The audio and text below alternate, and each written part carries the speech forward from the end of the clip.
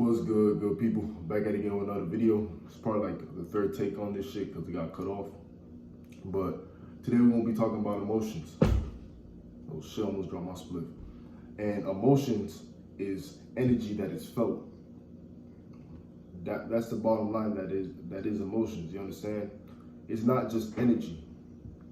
Well, it is energy, but to us, it's energy that is felt. You understand? Because in these bodies, we're able to have feelings.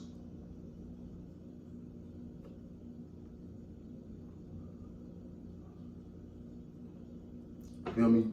We have been put on this earth to feel shit.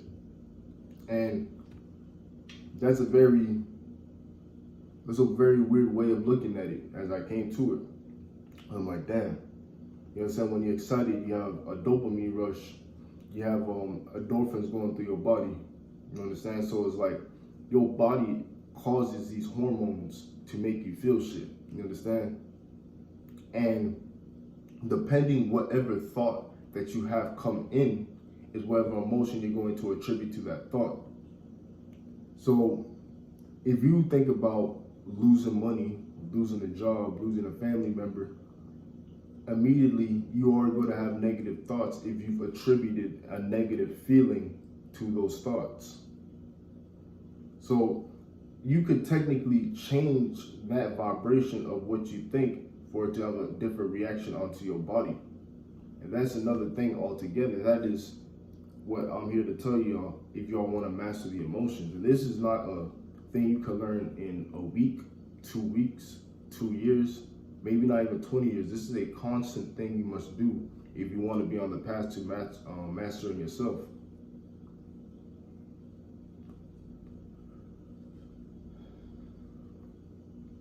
Your body is able to feel. Your body can feel pain. You understand?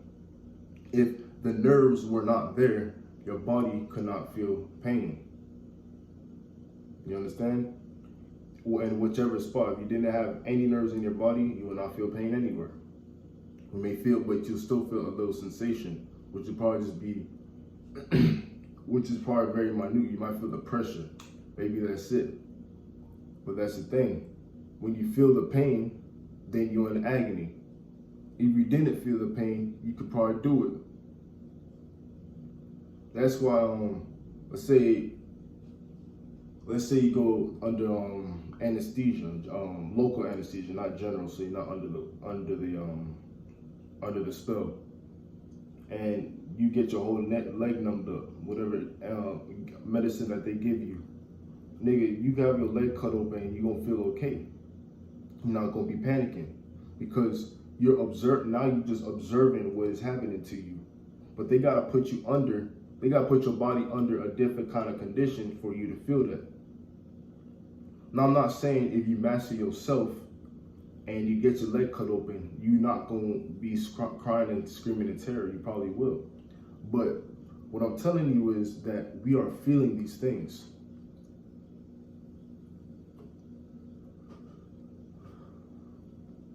I might even say we are here. We have been at a point where now we're feeling too much. You go on your phone, you understand, whatever app you fucking use, they can tell you 1,000 different news stories a minute. Literally. News, social media posts, all these things now are just other people's thoughts and opinions going through your feed and going through your eyes, and then your body's associating a feeling with each and every one of those things. That is going to put your body in disarray. That's going to put your mind in disarray to the point where you're not going to have focus and you're not going to know how to center yourself back. And when that's the key, to understand the feelings that you have for certain things, the true feeling, because I'm telling y'all right now, most of y'all really do not give a fuck about a lot of shit, but y'all choose to give a fuck about a lot of shit. When you go into this path of not trying to, so I had to take a hit on that one. When you're on this path to not trying to put an emotion to everything, you can now become an observer. And that's a different ball game. You feel me? you could be in you could be like in an armed robbery, like you could be held hostage and your body just calm. Because now you're observing the situation rather than feeling the situation. There was a guy at the bar who was drinking a beer, and he was held up by an armed robber. I watched this on video, and the guy was just sitting there drinking a beer, gun right in the man's face.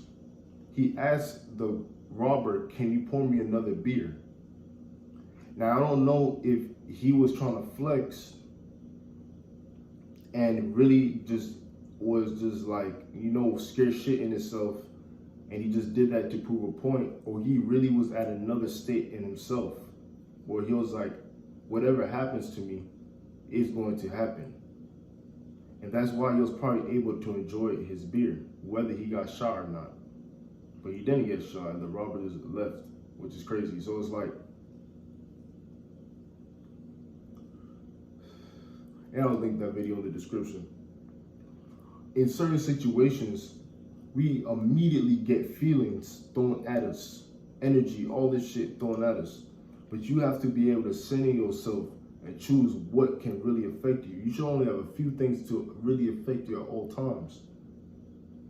You could choose whatever the fuck those things are. You could choose whatever the fuck those things are, but at the end of the day, you can't feel everything.